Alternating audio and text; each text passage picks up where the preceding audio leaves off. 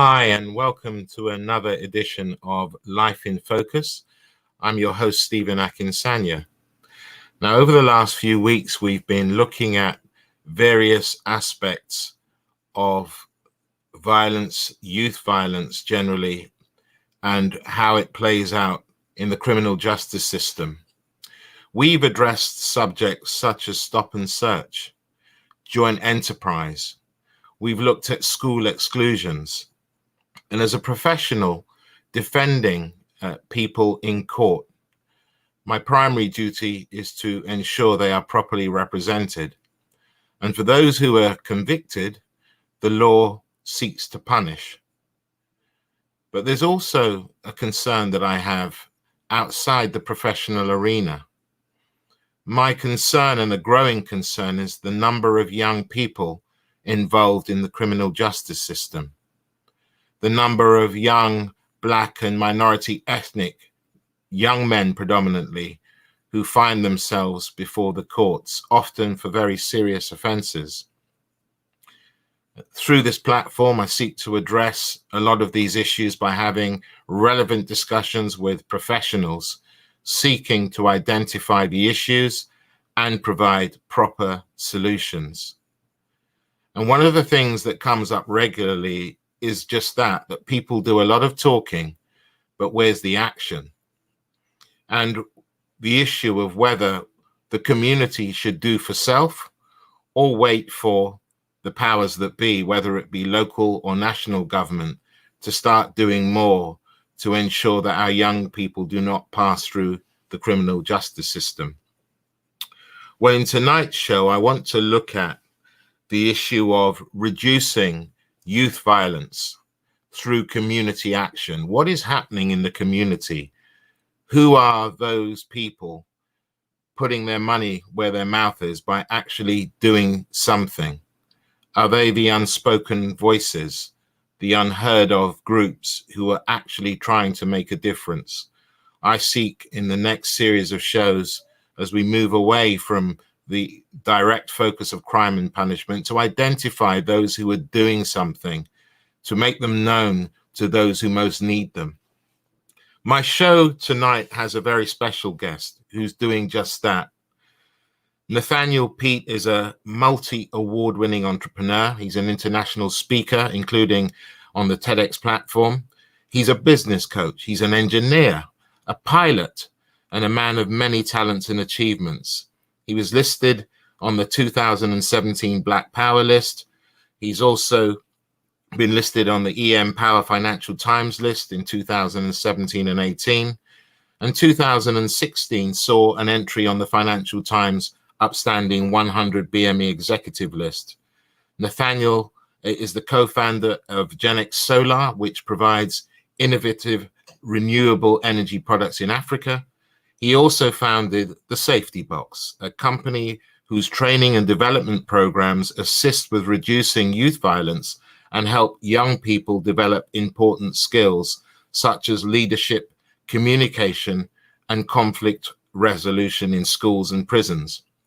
In 2015, Nathaniel was the only entrepreneur selected by the Virgin Unite to attend a week-long leadership gathering on no other than Necker Island with Sir Richard Branson.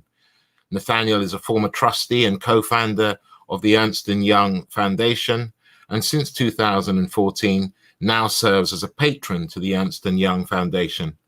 And finally, in 2020, Nathaniel was elected to become the Global Jamaica Diaspora Council representative for the South in the UK. So I welcome Nathaniel Peat to the show, and we're going to look at some of the work that has been done by Safety Box. He's going to tell us a little bit more about it. He's going to explain his views about how he sees things with the work that he does. Nathaniel, I'd like to welcome you. Good evening, Stephen, and it's great actually to be on this platform discussing such a serious issue as youth violence and action. Because Right. without action, we don't get any work done.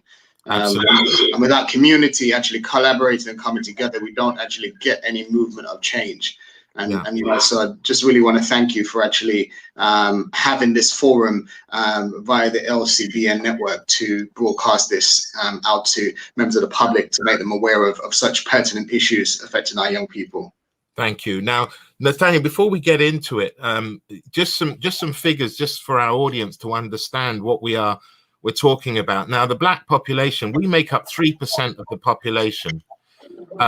Yet half the inmates held in young offenders institutions are Black and minority ethnic young men, predominantly. We also have an issue with adult prisons having more than the proportion of young men being represented in adult prisons. We also have the issue, according to the government ethnicity facts and figures, that the highest group of at risk of murder in London are Black young people.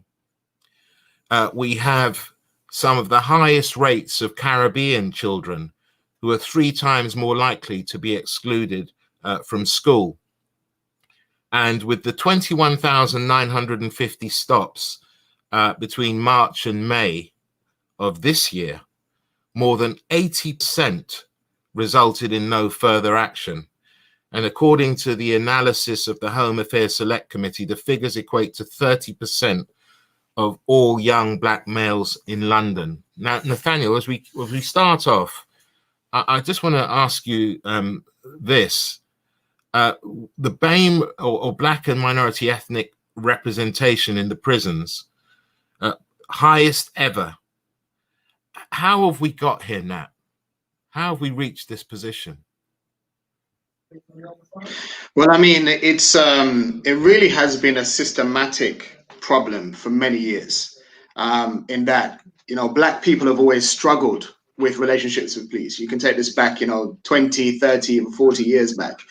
And there is a perception which is held about with our Black young people in particular. When they look at them, they don't see them as belonging. They don't see them as their sons, their daughters, their neighbors. They see them as other.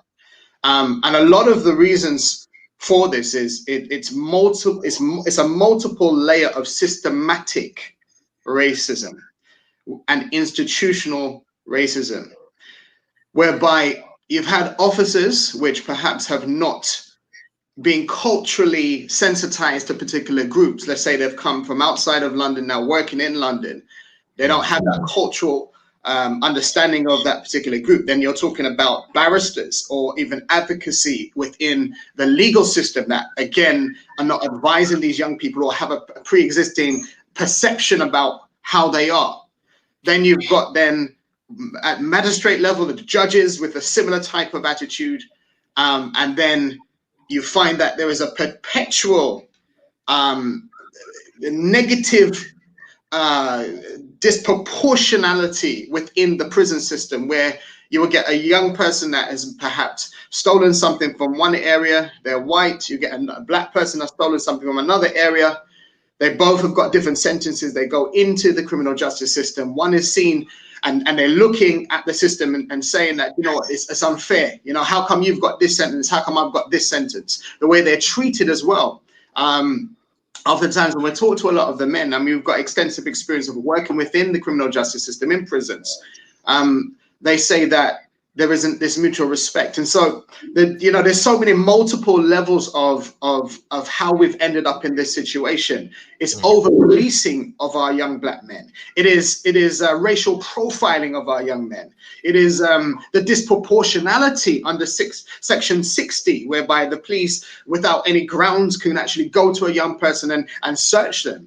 It is the strikes which they get for carrying cannabis, let's say, for instance, where you've got high numbers which are now incarcerated as the result of cannabis, as opposed to getting maybe 1 warning, 2 warnings, the 3rd warning. You're talking about an immediate arrest. You're talking about convictions which are happening there, and you can actually access data from Stopwatch, which has a lot of research around stop and search. We're talking about exclusions. This is a major problem where we're talking about Caribbean. Let's break down the Black now. Let's really break down the Black, because I don't use the word BAME.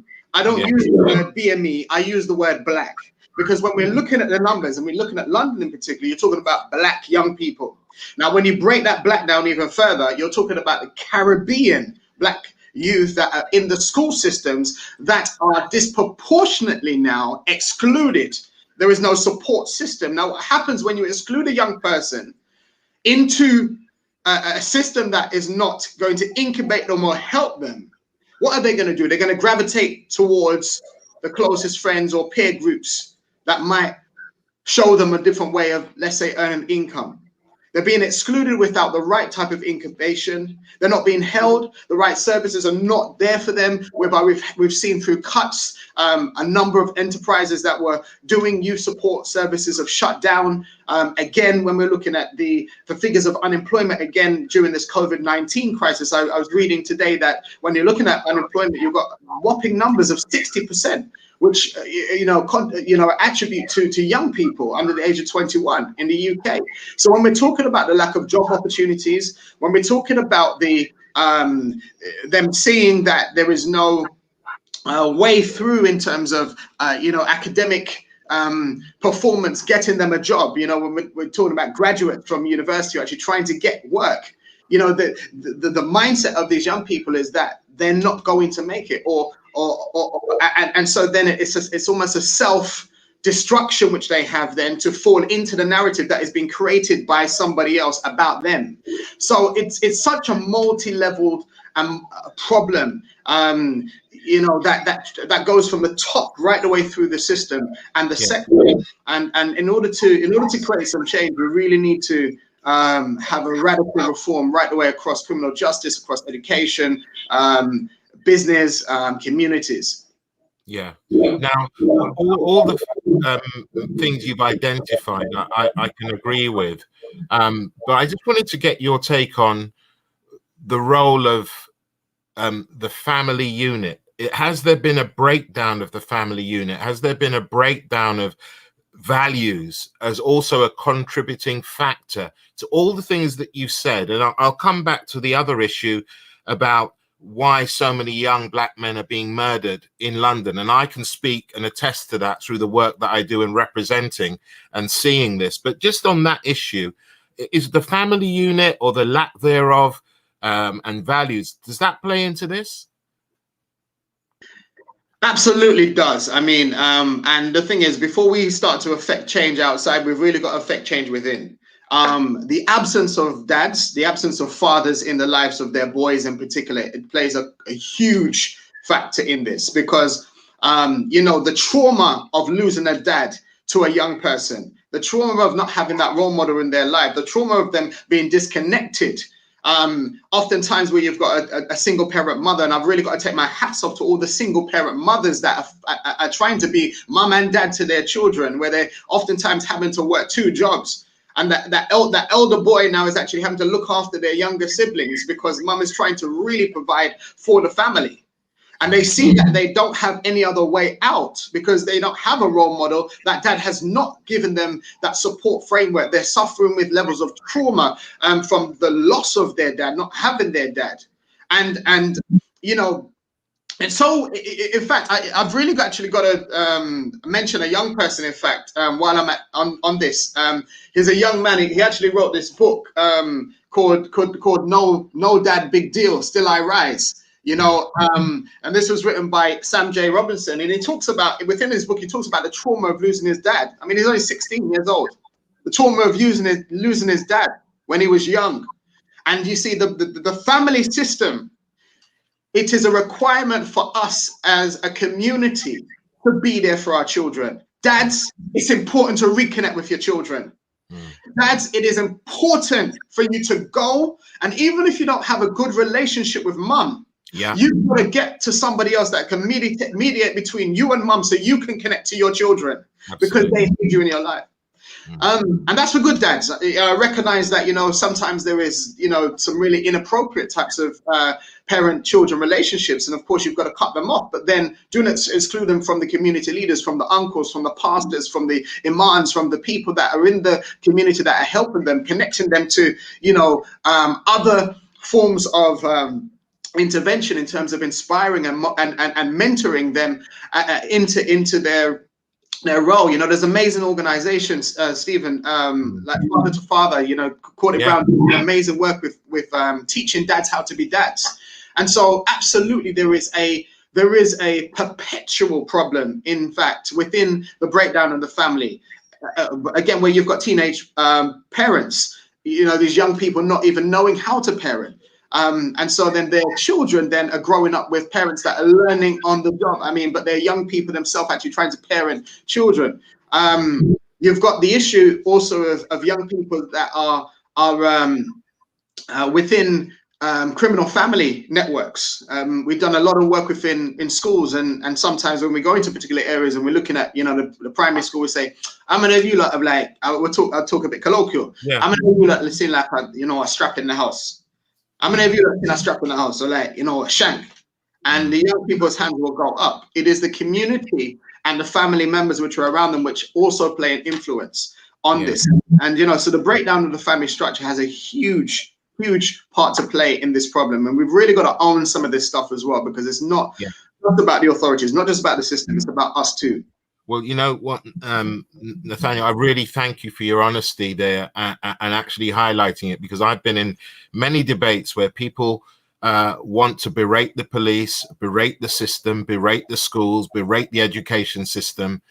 But, you know, some of the issues that we have, we need to own. And, you know, also in this season of being politically correct, people say, well, you can't talk about absent fathers because sometimes the single mothers are then feeling like they are inadequate, and no one's saying that. But I personally believe that young men growing up who reach a certain age need a male role model. And if it can't be dad, it needs to be a male role model who can teach them what it means actually to exist in the world as a young man. Women doing amazing work, as you say, the job of two parents. But we need to own some of these issues if we're really, truly going to move forward.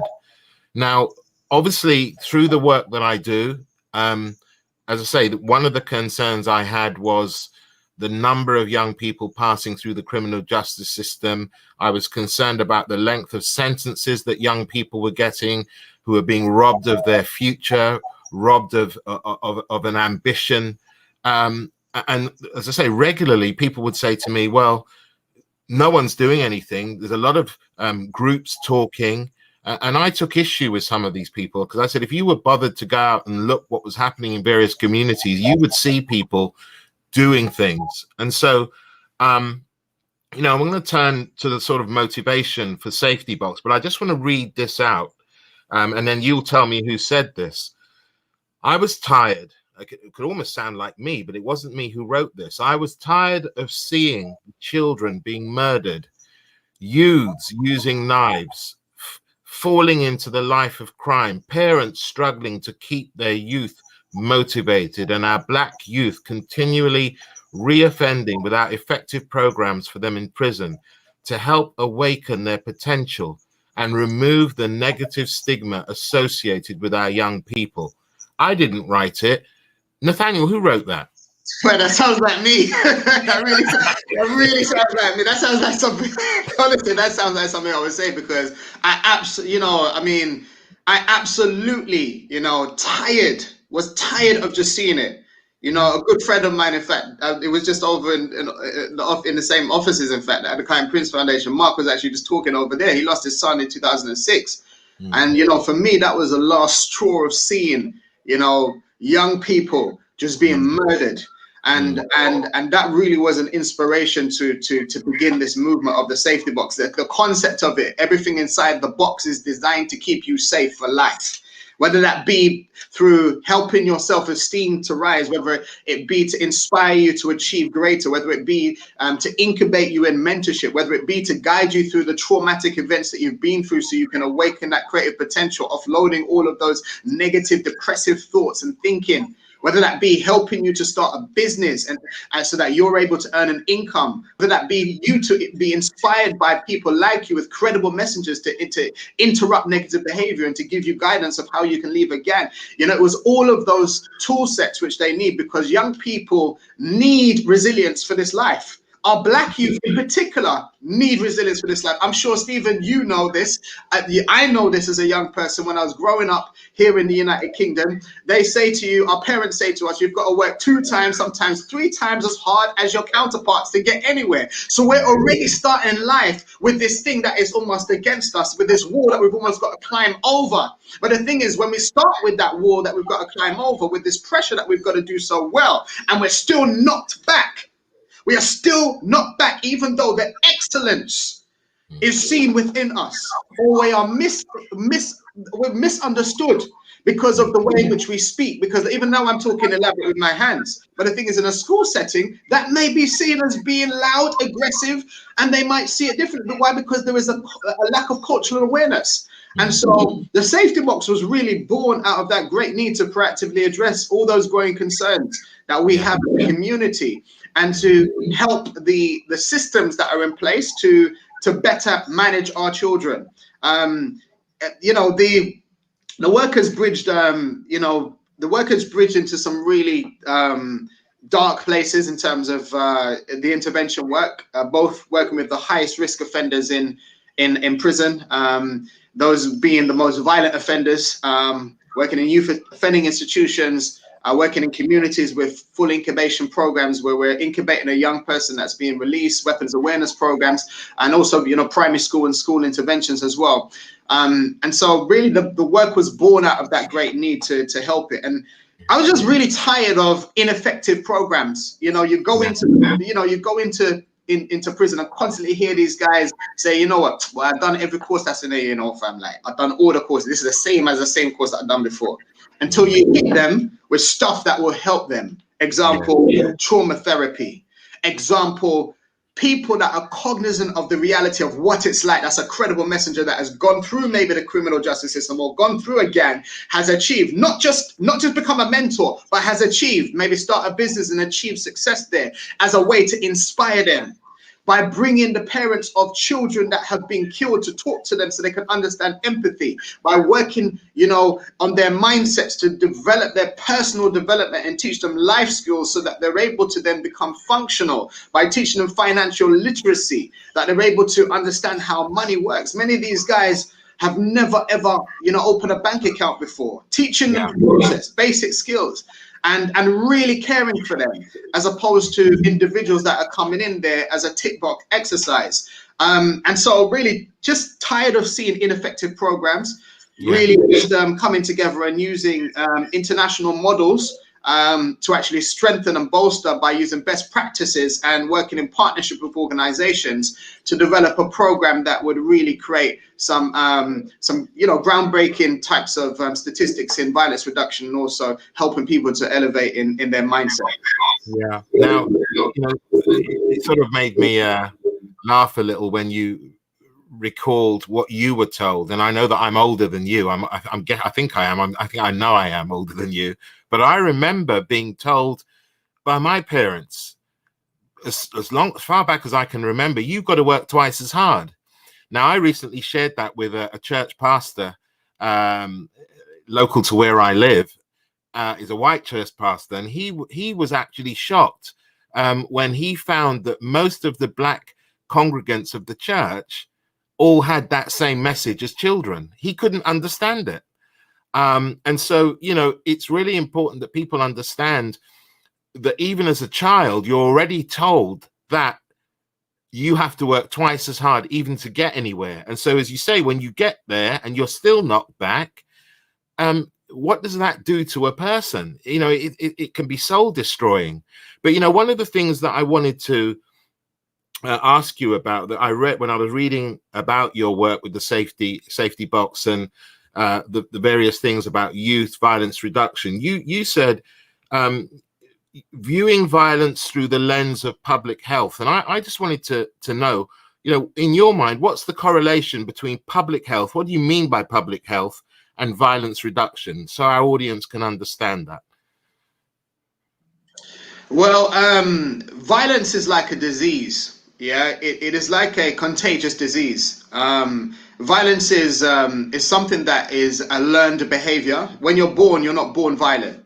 And you see, what happens is this violence and the birth of violence within an individual, if you have the right types of catalysts, maybe poverty, maybe domestic violence at home, maybe some type of mental health condition that has surfaced as a result of neglect as a young person. You have a cooking pot, which then where you've got violent individuals now that are sowing in, you have this emotion which is risen and stimulated by others, and what happens is violence moves like a disease. And so there was research which was done by a man by the name of Dr. Gary Sucklin in Chicago, and he developed a system known as Cure Violence. And within that model, it looks at violence spreading like a dangerous disease. And when you view violence through the eye and through the lens of public health, it's really about curing violence as opposed to arresting your way out of situation. So the greater importance is actually to stop the violent event as opposed to let's say arresting a young person because of a situation that they're in. So what you're doing is you're prioritizing addressing the violence, and you're treating it almost like a dangerous disease.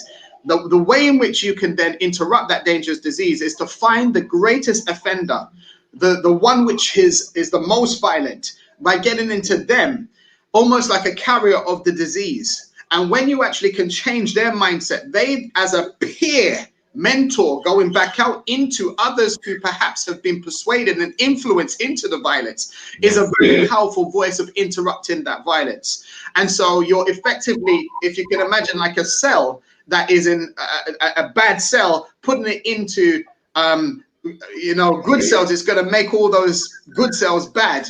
But then we have the good cell, which is very powerful now, going back into the bad cells, and you're putting as many good cells as you can into the bad cells. What happens, that influence then has a perpetual thing to knock out that potential virus. In the same sense, when you're addressing this through the lens of public health, you are using credible messengers to actually then interrupt the violence, as well as now working across a multi-agency approach, meaning that there's buy-in from the police, there's buy-in from advocacy within the courts, there's buy-in from the schools, there's buy-in from the faith groups, there's buy-in from the community leaders, which are all saying the same message, which are all driving the same message down to the ground, which is we want to reduce the violence. When you're talking with gang members, right, they don't want their co-defendant to be dead. They don't want their Cody dead. They don't want the people in the end dead. They don't want that person dead. So the whole thing around that now is to really interrupt the violence so that everybody's on the same page, where you've got now the gang members are on the same page. We don't want the violence. We don't want our people to die. We don't want this person to die. We don't want that person to die, because the knock-on effect of this is going to be this. The knock-on effect of this is going to be this. Not necessarily going to stop the hustle, which might be how they're making money, but really trying to attack the main issue, which is actually the violence. And through that type of approach of having a multi-level approach where everyone understands, everyone has the same type of messaging. The psychologists that are working with them are able to offload all the trauma. We're able to, then get into developing their business skills, their entrepreneurial skills, give them job opportunities, work opportunities through businesses. Then you've kind of got this collective approach, which now is seen and viewed as a public health type of approach of dealing with the situation. Right, and you also make a reference to the reduction in violence in different cultural contexts. Can you explain what that means and its significance as far as you're concerned? Well, the thing is, violence is not unique to Black people. Violence is not unique to white people. Violence happens to youth, full stop, internationally, anywhere in the world. And so when you're talking about using credible messengers that have the ability to speak directly to those young people, packaging that then with psychologists and people that can deal with the trauma that is in the young people, packaging it then with the mentors and the role models that are able to build the self-esteem, as well as giving them a practical solution of how they're going to get out of the gang. Because at the end of the day, the guys are in there, if I'm going to use the colloquial term, the man them are there to move food, right? They're moving food. They're going country to move food, right? This is about drugs. It's about earning money. Everything comes down to money. And so if we can find a real practical way of giving them an income, either through work, employment, or whether through business, and we package all of this, this is a model that can be replicated across any culture, across any system. Because what we're doing is we're providing a support framework around young people. Young people fail because they don't have the support around them. A young person's failing because they don't have the support network. Why do young people get into gangs? Because of belonging, right? That's, you know, when we look at the research behind that, the young people will get into the gang, you know, because of belonging, because they can see that they can earn an income from that gang, or their friends, it's their social circle that become the gang, right? And so, you know, the gang looks after them. And so there is that belonging. Now, why have they done, what's happened there? Why have they been pushed into it? When we're looking at child exploitation, criminal exploitation in particular, it's because they are vulnerable. Why? Because they don't have that support framework around them. And so it's important that we support our youth. It's important that we celebrate our youth. It's important that even when they're failing, we're still picking them up. When they fall down, we lift them up. We don't hit them down. It's important that we inspire them, that we give them motivational affirmations, that they can speak life over themselves, not death over themselves. It's important that we monitor what they listen to. Because some of the, even this week, I was doing a session with a 12-year-old, because the parents are concerned about, you know, the language which they're using and the new friends which they've got. And so I was on a call with one of the offenders that we'd worked with in a prison, and we did a session with him. Again, it's monitoring what they're listening to. It's monitoring who their friends are, knowing who the parents of their, you know, your children are. Right? It's really important, Yeah. And this is the support framework that young people need. Well, I spoke about that in a show before, and again, I'm glad to hear yet another professional resonate what I've said, that it's really important, you know, parents, if you're watching, you've got to know who your young people are associating with. Who are their friends? I've got my own particular view on what you listen to, what you put in your head. I mean, Nat, what do you feel about the certain types of music? You know, I get really upset, and I don't. In fact, we're going to talk about this now. People say, well, it's our music, we own it, so therefore we can appropriate our own use of the N-word. I don't buy that argument. When you are denigrating your own race by a word which you find offensive, but then you say, well, we can use it in our music because we own it. I don't know what you feel about that. I've taken us off in a little tangent, but it plays into a sort of mindset that troubles me. I say this: don't be owned by a name that somebody else calls you.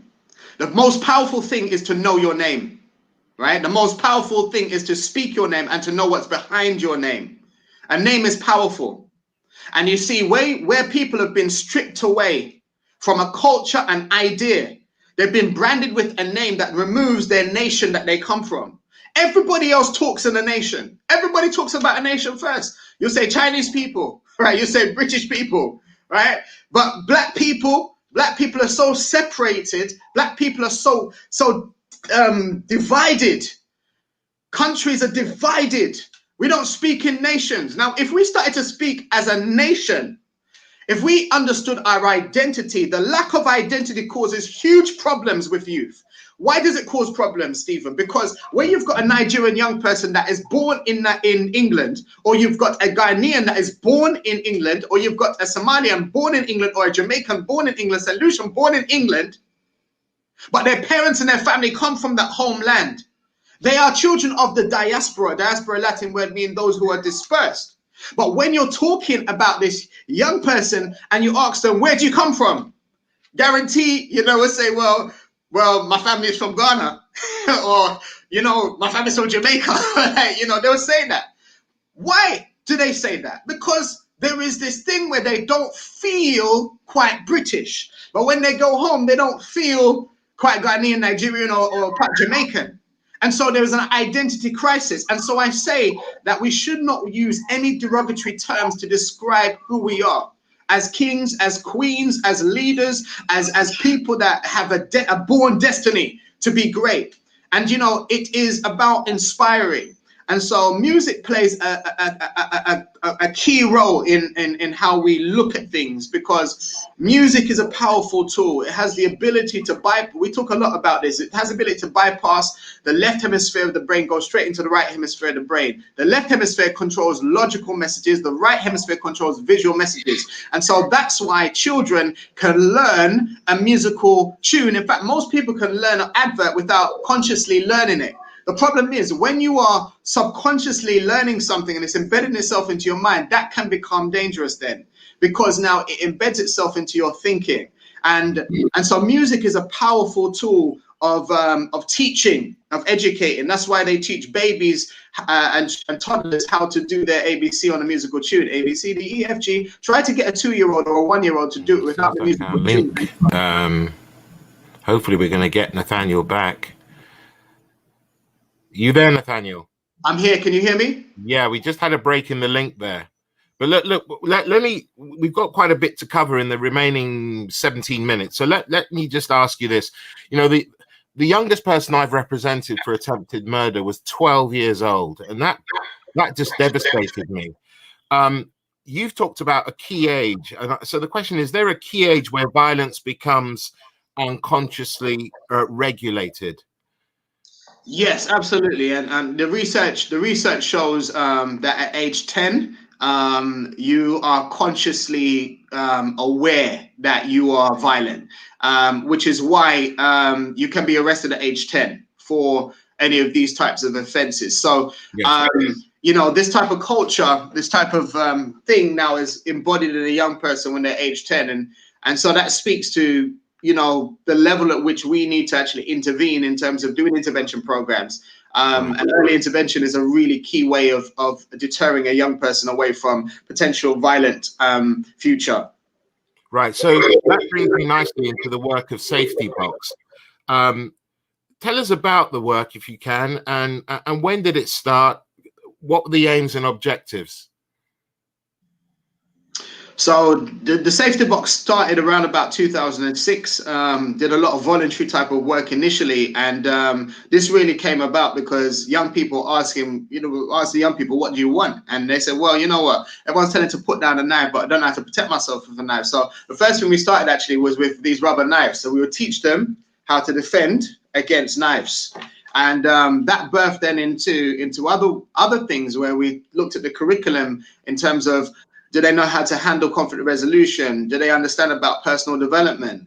You know, the schools don't teach our children lots of things. You know, when we're talking to young people, then schools don't teach our youth how to sell. They don't teach them how to think. They don't teach them how to, plan financially. They don't teach them how to negotiate. Don't teach them how to handle negative, things that are around them. They don't teach them about time management, about financial education. And so really this is how the curriculum was born. And as a result of that, we've had a measured impact of over 14,000 young people in the UK since the inception.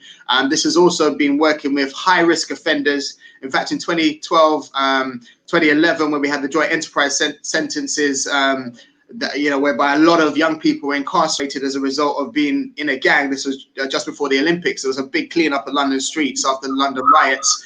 And the prisons for the very first time ever were facing gang violence and group violence. And we went in with a methodology using the Cure Violence model, adapted in a British prison alongside Surviving Our Streets and Cure Violence. And we implemented a program where we managed to reduce the levels of youth violence by 96% in a year. It had never been achieved in a youth prison before. And this was the methodology that we're talking about, using a public health approach. And if we fast forward to now, other partnerships have come about with Christopher Cyrus, Sherry Johnson, some other key evidence-based intervention programs, and we've come together to create what we call the Aspire Higher program, which is one of our flagship programs. In fact, I'm wearing this golden eagle here, which is a symbol of the actual Aspire Higher program. I was going to ask you about that, particularly because that is your flagship program.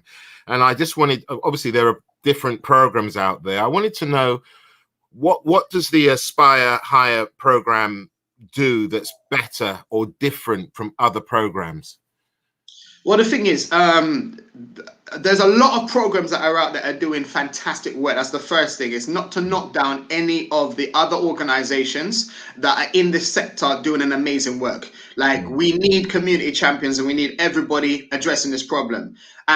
What I will speak to is only us. I'm not even going to talk about others. We only focus on the work which we do. That's fair enough. So it is a holistic based program. It's an accredited holistic based program. So number one, it's an accredited program, entry level through to level 2. It has the components of trauma therapy. It has the components of high level personal development tools. It has the tools of visualization. It has the tools of conflict resolution and role play and games. It's a disruptive program that can be used for any person. We've done the Aspire Higher material for individuals that want to break through in terms of success for their life. And we've done the Aspire Higher program for people that are broken in prison to lift them up so that they can aspire higher. Literally, that's it. It is to aspire higher. It is to awaken their own potential and to offload all the negatives that are in them. Without kind of going into too much of the detail, obviously, because it's our program and it's doing really good work in terms of achieving results. Another thing is that our courses and our programs are heavily evaluated. And so the proof is in the pudding in terms of the results. So we've had very, very high numbers of violence reduction and also engagement of this particular group that we're talking about, Black offenders that are high risk because of violence, not engaging in employment and in education, or not wanting to engage in that before, post-intervention, having numbers as high as 65% engaging in employment and also in education post-intervention. And so the program really helps to bring out the best in individuals, despite where they come from. It does not regard anyone or judge anyone at all in a negative light, and we say that there's an opportunity for anyone that's willing to change. It's a program that really helps to change mindsets, and we have people that we've done this work with that were previously incarcerated and will testify to the fact that the course helped them to change their mind.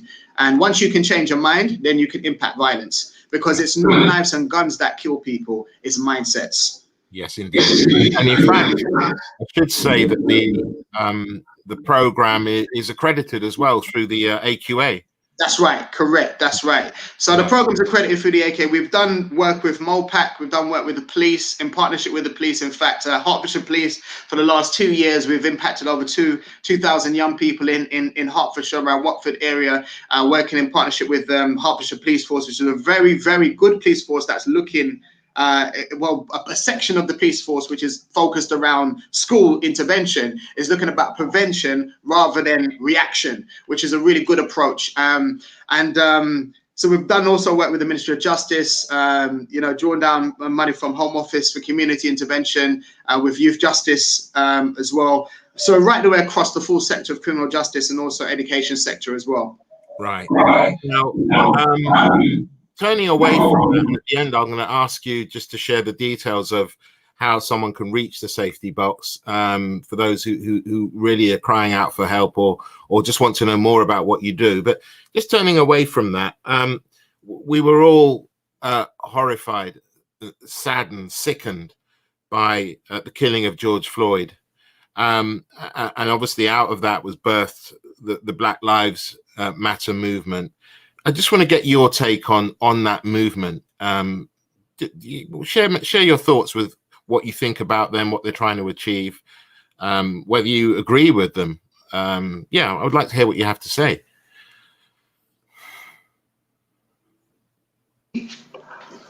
Anything that can be birthed to look at the injustices of society, that can look at the inequalities of individuals, to affect change around race, I think it's a good thing. It has highlighted the issues that have been spoken of for years. When we're talking about institutional prejudice, institutional racism, systematic and systemic, because there's a difference between the two. When we're talking about systematic racism, institutional racism, you know, this has gone, if you go all the way back to Stephen Lawrence, this has been a discussion that's been on the table for a long time. We have felt the impact of this through the loss of our jobs, through the capping on how far you can reach into the boardroom, for the inequality that's held in terms of young people being recruited into jobs after getting a university degree, with the amount of young people that are expelled from schools disproportionately. We have been in this situation for a long time, and there has been countless amounts of reviews done over the years which simply repeat the same stuff. Sat around loads of roundtables, lots of different discussions with several governments as they've gone through, and we've had the same issues simply regurgitate themselves. And so what's happened is the Black Lives Matter movement has actually brought it up to a real spotlight. And so as a result of the awareness that has birthed through the traumatic and the terrible death of George Floyd in America, and the horrible violence with police and Black people in America, which has really just birthed the international global movement, I think it's a good thing to bring a magnifying glass. It helps the organizations that have been doing the work in the background now to get greater attention. And so you're seeing lots of grants which are being provided now for Black enterprises, and the disproportionality is being seen in more than one place. And companies are starting to look at their diversity and inclusion policies more closely. And so that's a good thing. Yeah. And, recently there was a lot of attention, certainly speaking from my profession, to the young lady who, the young female barrister who was widely publicized in the press about being referred to as a defendant. And I looked at that, and part of me was really surprised to see that was still happening. I mean, I remember 27 years ago when I walked into a Crown Court and I was asked if I was the defendant, and I laughed because I didn't even say anything because I was slightly shocked. But then I thought, well, when the guy opens my bag and sees my wig and gown, that will tell him all he needs to know. But I was shocked that, in 2020, this is still happening. But then when you talk about the absence of Black faces around the boardroom, the judiciary, senior roles in the police, we can carry on. We know that there must still be a problem. And that's not to say that there are people who are not good enough. And so if there's one thing that I have appreciated about the Black Lives Matter movement, it has highlighted that there is still inequality, racial inequality, and we have to keep striving to make things different. And I never thought we'd still be in this position, because you think about the generations who came before us who were having that same fight. But the fight goes on just for equality, for nothing more, just equality, treated fairly, from my perspective, under the law. Now, do you see any sort of fundamental stumbling blocks to the progress in this area? Because some people say, well, Black Lives Matter is a flash in the pan, it will go away and nothing would have been achieved. Are there any actual stumbling blocks that you can identify?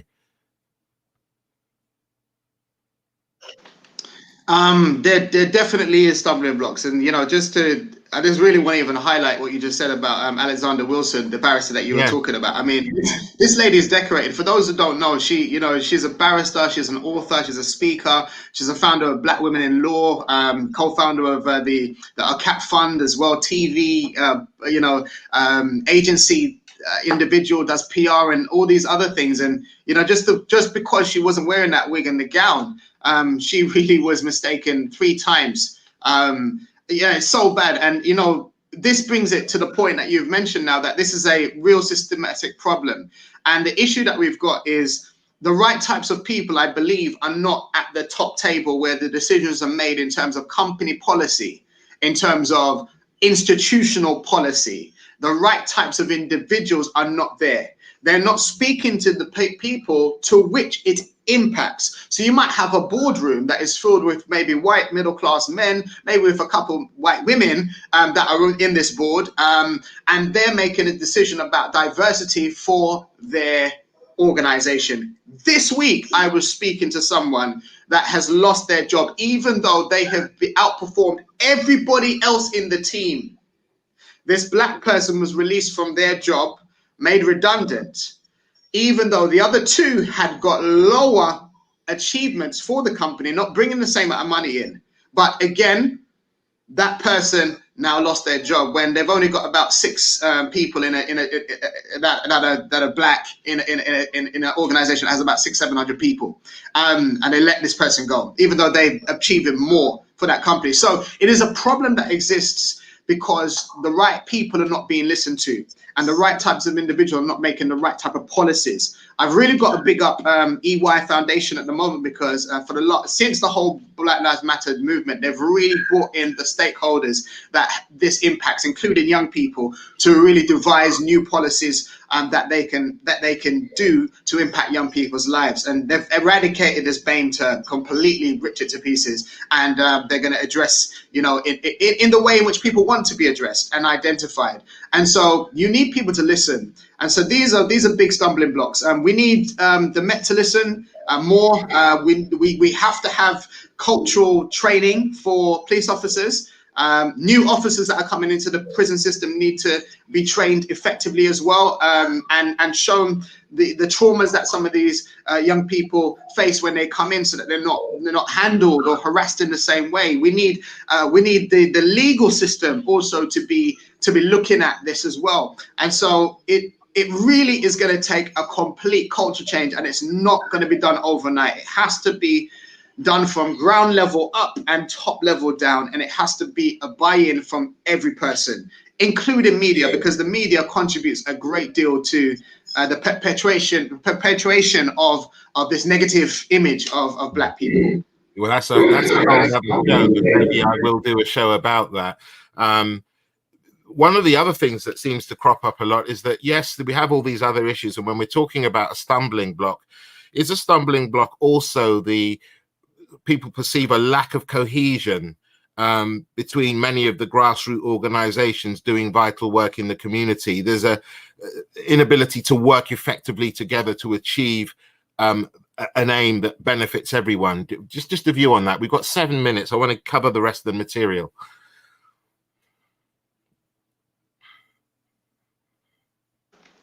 So, what I think about that is, I work with a number of partner organizations. Again, they are evidence-based organizations. So I would only partner with individuals that can prove what they say they can do, number one. So you have to get into bed with the right people. And I think within our community, a lot of people have been hurt because they've partnered with the wrong type of people.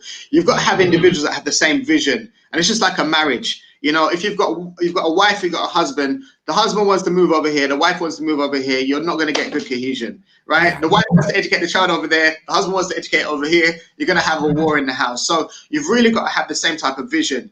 Good partnerships can work well together as a company. And I'm just going to put this as a company now. A company works well when people can associate well with each other, when they have the same mindset, the same vision. You have bad company, right, when people are not aligned in terms of their vision. I even take it down to social groups. So if Stephen, you, myself, some of the other guys from the Violent Crime Prevention Board come together, we've got the same vision, the same thing. We can click together, we can probably hang out together, we can be friends together, we make a good company. And so what I'm saying is this: if they don't have the right vision, then you're going to have bad company and you're not going to be able to do the work properly. So it's about basically making sure that all the T's are crossed, all the I's are dotted. And then once that's in place, if they're achieving the results, they're getting the same output, then work together by all means, because it means that you'll be able to pull down greater funding pots. You'll be able to go for larger bids and larger tender processes with the authorities and with the government.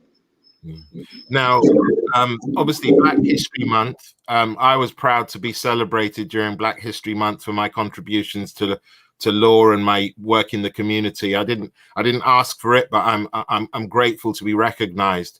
I just wanted to get your view on its significance?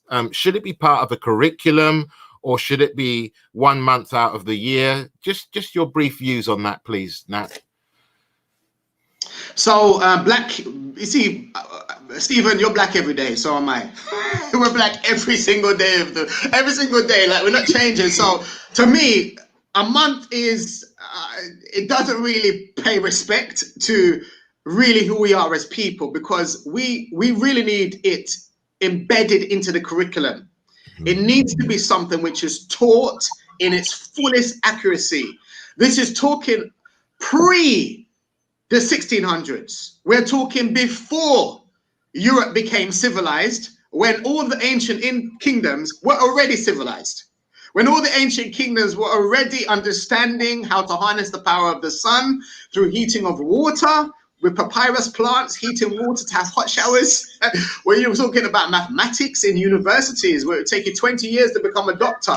I mean, books that people would travel, the Greeks would travel over to parts of Africa to learn mathematics, right? And science. And so this is a type of education that needs to be taught, not from a post-slavery perspective, neither from a slavery perspective, neither from just the recent events of British Black history with the last 100 years. We need to really dig in deep, and we've got to go way back in time, where we're talking about the Moors. We're talking about dark-skinned people that had technology that Christopher Columbus actually used a compass, really, and used it in the wrong direction because he was trying to get to China, and he went over to the West. It's this type of knowledge that people know, that they need to know, and our children need to be taught this, and every young person needs to be taught this. And I believe once we begin to re-educate the people, unpick lies that have been taught to us, and teach the truth, then what will happen is a change will happen from grassroots. If you want to create a nation of difference, get into the minds of the young people, because tomorrow they will become the leaders. And so when we get into the schools, we start teaching this type of thing, we have a much better, truthful curriculum, then we'll start to see a change. And I believe that Black History Month doesn't do it justice, because it is far deeper. 1 month is not enough to cover the ground of years, the decades, the centuries of Black excellence that has existed around the world. And we need more. Last two questions, Nat. Who were or are your role models? Boy, that's a hard question, yeah? Because I got so many role models in my life. I got so many role models. My parents are immensely great, powerful role models in my life. My mom and dad, right? Okay. Both of them, they basically said that they were told they wouldn't be able to achieve anything. They told myself and my brothers, you can achieve anything if you put your mind to it. Don't let nobody tell you can't achieve it. And so they were great role models. As far as role models that have passed away and those who are not within my immediate circle, I've had people like my martial arts teacher. I've had, friends. I've had school teachers. A very decent man named Decent Henry. He's actually passed away now. He's my English teacher. And many people that grew up in Tottenham and went to Northumberland Park School will testify to Mr. Decent Henry. Bessie Coleman, she was the first Black American civil aviator. And she earned her pilot license in France because she couldn't do it in America. And there's other people like Dr. Ben Carson, who separated Siamese twins, and he wrote a book, Think Big. I wrote that when I was young. But there's so many people, but mainly my parents. Great. And the final one, top 3 tips to a young person right now at this time, for this season. Top 3 tips, please. We're coming towards the end of the show. Top 3 tips I want to share with a young person is this: the only limitation that is in this life is the limitation you find in your own mind. That's the first tip I'm going to say. And the second thing I'm going to say is this: no is only no if you accept it to be no. And the third thing I want you to be is, I want you to think and act like an eagle. An eagle is a special type of bird. When a problem comes, the eagle simply shifts, adjusts its wings, and rises over the problem. So I want you to shift, adjust, and rise over the problem. They're my 3 tips. Just go forward, be determined and focused, and never look back. And if you fall down, get up and strive to be the best you can. Aspire to inspire before you expire. Nathaniel Peat, it's been an absolute pleasure having you on the show, sharing your very important work with the safety box. And for people who say what's happening in the community, there are things going on in the community. Nathaniel Peat doing work with the safety box, Donna Murray Taylor. There are so many groups doing great work. Keep up the good work, Nathaniel. I know that people can find the safety box if they Google you. They can find all the information they need. Nathaniel, thank you very much. Well, ladies and gentlemen, it's been a pleasure having Nat on the show. It's been a really enlightening and informative show. There are great things going on in the community. We're trying to deal with some of these issues because if the government won't do things, if local government, community must do for self. I'm a firm believer in it. I'm going to keep having these discussions, getting the voices on, letting them be heard so the community know where to go and how to go about things. You've been watching Life in Focus. I'm Stephen Akinsanya, barrister at Great James Street Chambers in London. Thank you for watching.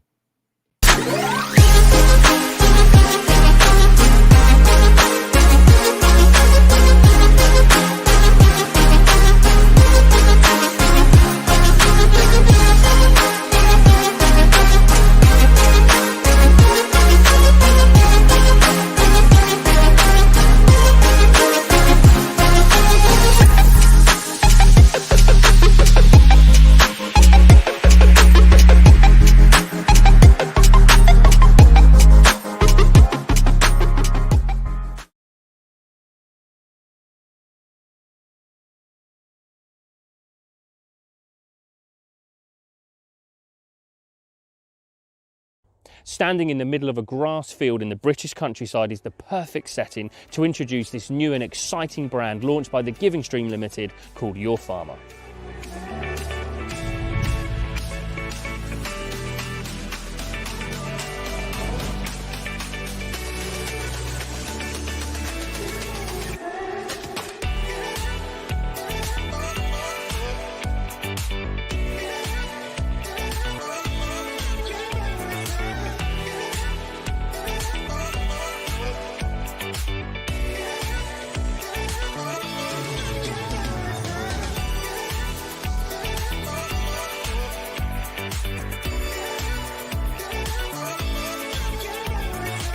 Direct from British farms, Your Farmer have a variety of products available. Whether it's a butchery product, diced meats, mince meat, sausages or burgers, or if you're looking for oven-ready products that's been slow cooked by a team of qualified chefs, a variety of potato dishes or vegetable dishes in both a single portion or a family range, Your Farmer has everything you're looking for. British agriculture is so important, and that's why every ingredient Your Farmer use is sourced from British producers grown on farms just like this in the UK. 7 days a week, 365 days a year, our farmers work hard to produce an excellent tasting product. Using high welfare farming methods, a free-range, grass-fed beef and lamb, as an example, produces a high-quality product. Your Farmer are proud of where they source the ingredients from, so much so that they've bespoke built a footprint system so you, the consumer, can trace every ingredient within the meal right back to the British producer. One simple scan using the Your Farmer app or by simply opening the camera on your phone, scan the packaging, and this allows you to trace every ingredient within the meals or within the butchery products straight back to the British producer so you know where your food has come from. The Your Farmer brand has a conscience. As well as supporting British agriculture, the brand has pledged its support to help support people that are living in food crisis here in the UK. Every time a butchery product is sold, a packet of sausages as an example, or every time a farm finest meal is sold, a free meal is then donated to help feed somebody in food crisis. Now, the brand benchmarks its prices against major retailers, so you, the consumer, are not paying for this. This is all done through the profits of the brand. But without your custom, we are unable to offer this support. So if you're an individual consumer looking to do a family shop, or you're a buyer of a commercial or government department, buy Your Farmer. As well as putting great tasting products on the table, you're supporting British agriculture, which is so important, and you're also helping to feed families in food crisis, which is equally important. So go to the store, check it out, download the app for free. This is a nationwide service and you will not be disappointed. Thank you very much for watching this video.